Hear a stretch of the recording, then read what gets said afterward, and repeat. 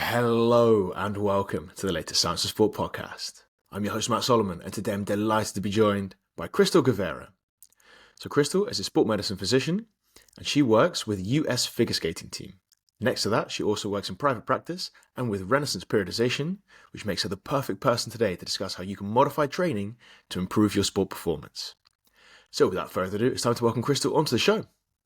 So Christle, welcome to the Science of Sport podcast. It's a pleasure to have you here. Oh, thank you so much for having me. Thank you for joining us. So can you give us a quick introduction as to who you are and what you've been up to until now? Right. So I am a board-certified primary care sports medicine physician. So my training comes from family medicine or general practice, I guess, as they call it in Europe. And then I did a one-year sports medicine fellowship. And now I am currently in private practice. I have my own practice that's mostly telemedicine. And in addition to that, I also am one of the traveling physicians for US Figure Skating. So I get to do that a couple times a year where I get to spend a week, go travel to different places and do event coverage. And then majority of my work is actually with Renaissance Periodization. So I do a lot of mostly project management. Sorry about that. No worries. And so I've worked in various different departments within the company, but it's all non-clinical work. But it's all still relevant because I'm in the fitness industry, and I think there's a huge overlap between sports medicine and the fitness community. So I'd be inclined to agree, but I think that's an entirely different podcast. So we're going to focus on the things we're going to talk about today. Otherwise, it's another 40 minutes and we're going to get a little bit lost. Right. So in terms of injury and pain, right? So that's what we're here to discuss. Those two things are distinct from each other. Can you give us a quick whiz through what those things are and how they are then different? Right. So pain and injury are different. So pain is just really a very unpleasant sensory and emotional experience. And often it becomes, and it really motivates us to do something to alleviate it because as humans, you feel pain. So we want to do things to try and avoid it. It's always patient reported. And sometimes it can happen in the absence of any injury. So I think those two things are really important to note, that people's emotional and psychological experiences can be huge contributors to pain. And also it's what the patient experiences.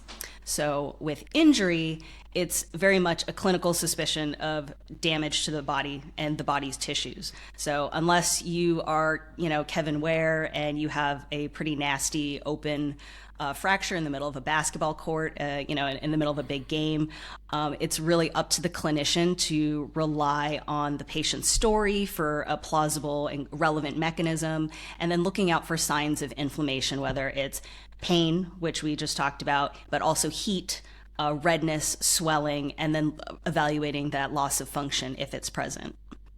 So obviously they are linked, right? So if you're injured, you might well have pain. How is pain then created if that's like not from injury necessarily? How does that then physiologically differ? Right. So we have a whole bunch of receptors within our body that are sending off those signals. And, it's a whole bunch of signaling cascades that tell us, or at least tell the brain that, hey, something is going on. Your body needs to protect your, tissues from, moving in a certain direction or doing something that is going to, continue to provide that pain. However, there are times where, and this isn't entirely clear, sometimes that signaling cascade can get messed up. And I don't really want to say messed up, but also just sending some sort of abnormal signaling pathways where it's like, hey, there is no injury, but yet we're still sending off firing signals to our brain telling us, hey, something's going on. So like, for example, for somebody who has had an amputation, they can still experience leg pain on the side in which that leg has been removed. It's like, clearly there's no more leg here, but there's still, and the nerves all have been cut, but there's still that awkward or that abnormal signaling pattern that's telling your brain, hey, something, your leg here that doesn't exist is now, it's still in pain. So I hope that makes sense, or Yeah, a little absolutely. bit. Yeah. I think it's important to distinguish those things, right? So when we talk about training through injury and pain, they can be two very different, distinct entities, right? So, Yes. firstly, can we train through pain and injury? Is that a good thing to do? So when I think of training through pain, I think of a lot of different scenarios, unfortunately. So when I think of people who train through pain, I think of a lot of people who end up walking into clinic telling me that they've had this pain for a very long time and they've really done no modifications whatsoever for it. And they've just sort of grinding day in and day out, pretending like it doesn't exist. So that I don't recommend. I don't recommend. So through pain, I think is just a little bit of a, I never try to get super nitpicky about wordage, but this time around, because I've seen so many patients just coming in years later, like, yeah, it's finally time to do something. I think the more reasonable term is, can I work around this? Can I still get the things that I want to get done out of training without at best, really making this nagging issue go away, and at worst, at least keeping it at bay so I can get the things that I enjoy done. That's a nice way of looking at it. And when you then take injury, for an example, can we train through injury? Because obviously, a broken leg, probably can't do a lot with that.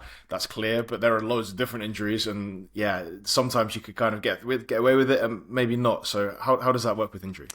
I mean, even for things that are broken, I would still say you can still do stuff that for somebody who, and I've seen this a lot where it's a huge thing with athletes is, they have a broken leg or whatever, and everything sort of shuts down. It's like my whole purpose as an athlete has now been shattered because they've been on this one track, like, I've got to do all the things, I've got to be able to run, I've got to be able to use my leg, and trying to switch that framework to be like, hey, yes, this happened to you, but we can still get some stuff done. You have an other leg that's not casted. You have your whole upper torso, your upper body that still needs to be worked on, still needs to train because you don't want to get too deconditioned. So even in that, I would say we can still work around things. I can't tell you how many times I've had to, as a physician, tell the athlete and also the staff, like, hey, this person has a broken ankle or a broken leg, but we can still do other things as well. Just don't move that leg. Like, you can, sit on a bench, you can sit on a seated pad and do some lat pull downs for crying out loud. Yeah. No, I think that's super important to realize as well for some people, right? So especially for athletes who maybe don't have that staff around them, it could be the case that you're like, oh, you know what, I've broken my leg, ACL, whatever it might be. Yeah. And then it's just, well, I can't do anything. Yeah. Where you could potentially do loads of stuff, get yourself into great shape, but maybe just not running because you're not allowed to do that. Yeah. So, and it's really, a lot of times it's really just reframing, helping them reframe the injury. And I think that also provides them a very positive outlook, which then also just makes the recovery process so much more smoothly compared to, I feel like crap, I'm not going to do anything, I'm going to blah, blah, blah, downward spiral. So yeah, the emotional side of it is also something that can be taken with it. And in terms of those modifications then, can you walk us through how training could be modified? Because you mentioned, for example, upper body when your lower body's injured. I think most people can kind of get that one. But are there any other modifications that you think, these are things that could really help athletes? I think the biggest thing especially with the TikTok generation and social media just being kind of at the forefront is putting the ego aside and waiting for the load, the intensity, waiting to alter that last. Because I think everybody that I have seen, at least on my social media feed, I don't know what's up with my algorithm, everybody's obsessed with post-injury PRs and getting to that post-injury PR as fast as humanly possible, which I get it. It makes sense. The more heavier the lift, the more impressive it looks, the more likes you get. So I think that is just, if I had to summarize, for the love of God, just leave that last. So, which is easier said than done. So then in that case, the other things to do is really test out, first off, test out your range of motion, just testing out to see how far it can go. Can we get, even, 60% of what is, considered full range? Like if you have a shoulder injury and, you can't bench all the way down and really get that full stretch at the bottom. Can we do better with at least going down halfway? So trying to work within that, really playing around with reps and the number of sets, I think is also a fair, good place to start. So those are some of the kind of easier variables to play around with. You could do things like myo-reps. That's also a pretty decent strategy, but I feel like the really main easy ones is really thinking about reps, sets, range of motion, and then leaving load to last. Can you talk us through myo-reps quickly for people who aren't familiar with that? Myo-reps, so with at least myo-rep matching, so with that, it's I guess the way trying to think about it is like an easier way of getting to failure without having, getting edging on that zero RIR without really having to, stop, do another set. So for example, what I would do is, a set of bodyweight squats and try and see how many I could get before I gassed out. So 20? And then with the myo-rep matches, the next set, it would be, trying to get to that 20 and taking as many breaks as I need in order to hit that on the next set. Okay, cool. So there's just another way of playing with the load distribution, effectively. Yeah. Cool.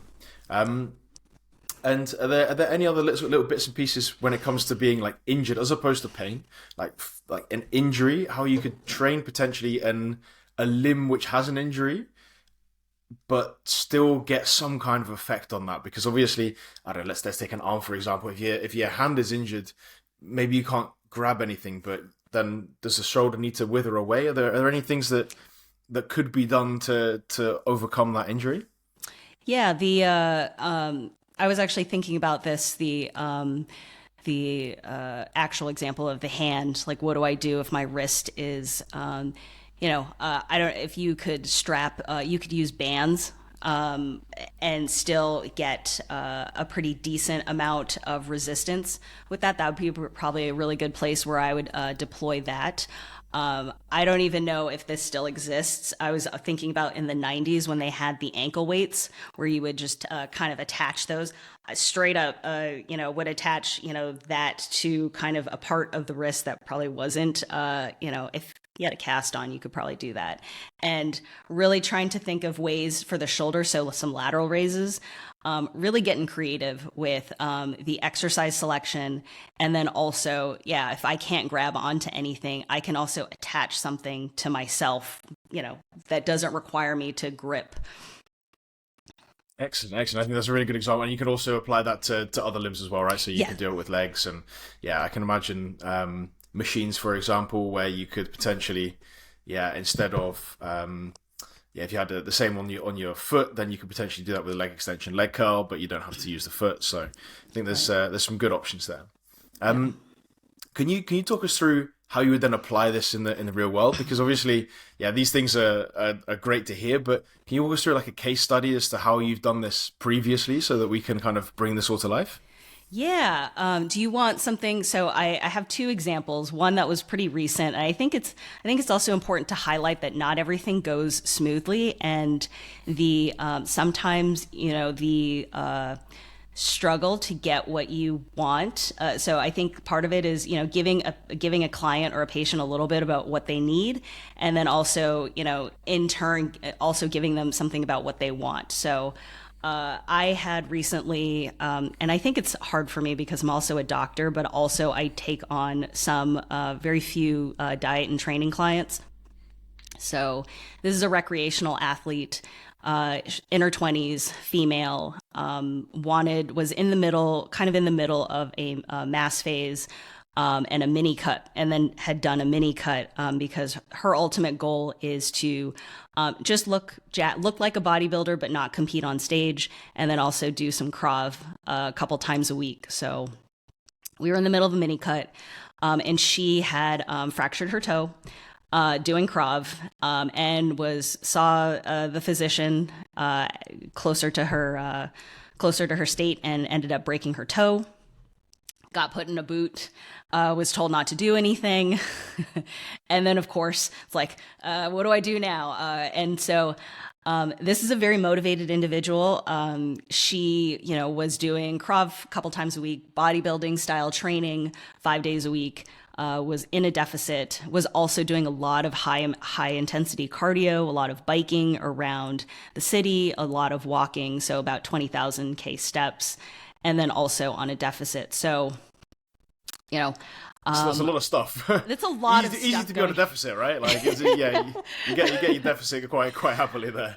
So, there's a lot of moving pieces going on, right? So obviously I'm not, thankfully the toe wasn't, it wasn't an injury that, one of those high risk injuries for like, that requires a lot more, TLC and a lot more ginger approach. Like if it was the first toe, it would be a different story. So what I recommended was get out of the deficit. Let's get you out of the deficit so you can heal.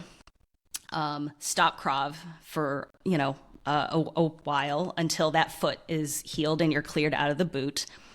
Stop all the high intensity cardio because obviously that's going to put way more stress on the boot. And then let's figure out what we can do for your training. My recommendation was, let's really focus on your upper body, and let's see what you can do in a boot. So I actually, we went through a couple of exercises. I told her, probably no free weight squats, a lot more, axial loading, and I just didn't want to put pressure on the knee. I recommended a lot of, machine leg extensions, so we can do something about the quads. A lot more machine work than actual loading. And so that was my plan, right? That was like best case scenario. So I was able to sort of, we were able to knock off Krav. We were able to knock off the high intensity cardio. And as far as the exercises go, the training stuff goes, she had reported to me that all of the exercises that she wanted to do didn't cause any pain, and she was able to do them in the boot. So I was able to get her to go from not free weight squats, but the Smith machine squat seemed to be a little bit more stable on her foot, didn't give her any pain. She was able to do it in a boot. And she wasn't given any, stipulations on loading, like body weight loading or whatnot. So I felt pretty comfortable with that. As far as the deficit goes, that was a challenge. Because I think, for various reasons. So we were able to sort of decrease the deficit, but not completely get out of the deficit. And I did put on when we had talked about it, I gave my reasons as to why I'm not really too keen on that. But again, it's about working with, really having trust with your patients or your clients. And sometimes they don't have that buy-in, and that's okay. I don't, necessarily think that I'm not the type of person that's like my way or the highway. So she was able to get through the 6 weeks. It was difficult. It was a challenge, but she was able to get through it. She ended up getting cleared, and then has been able to just function, went back to Krav, went back to doing regular cardio that she enjoys, and then still continue to bodybuild. So I think that's more of a scenario where, yes, you have like this plan in place and I, want all these things in theory, but you also have a patient or a client to work with, and trying to get, it's always going to be a back and forth about what they want and what you want, and trying to meet somewhere in the middle. I think that's some excellent advice, because Yeah, it's easy on paper to be like, right, we're just going to do this, and this, sorted, go away, see you in 6 weeks' time. Yeah, people don't do that. Yeah. But you said you had another example as well. Have you got a couple of minutes to take us through that? Yeah. I mean, the other example is what really got me interested in thinking about injury was actually my own injury, where I became the patient, and it really kind of threw me for a loop, because all the things that I had sort of recommended as a sports medicine doctor, really, I didn't really take a look at, just at what I was telling patients until I was on the other end of it. So basically, I was coming out of the bottom of a squat, and my patella rubbed my femur sort of the wrong way. So I was diagnosed with patellofemoral syndrome, according to one of my colleagues. And the advice that the sheet that we had given, it's out of a sports medicine book, seems pretty relevant about patellofemoral syndrome. It was, you really should think about strengthening the quads and really thinking about stretching out your hamstrings as like exercise advice. And at the time of injury, I was squatting 260 pounds. It was a 120, 130 kilos or something like that. For sets of 5 to 10. So I was like, I think my quads are strong enough. I think they're right. Strong, I think they do okay. I think they do okay. So I don't think this is actually relevant to me. So it really sent me down this, and I was a medical resident at the time, and so I was working insane hours. I was not sleeping. I was grinding my teeth at night. I was snoring because I was also overweight by quite a bit. So it really sent me on this downward spiral of what am I going to do now? And thankfully, I do have my husband, Dr. Mike Israel, who gave me some pretty practical advice on how to navigate that. So we really had to, one of the things was I really decided that I was going to make my upper body a priority. So I was lifting 4 times a week at the time during residency, and every single session was basically a lot of upper body work, because my upper body was just so small and weak that I could handle that volume, that we decided to hammer that. But as far as the knees go, really doing body weight squats and stopping right where that irritation was, really trying to pause right there where the irritation was right at the bottom of the squat. So really coming up shy of that and pausing and having really a very slow eccentric down to that, pain point.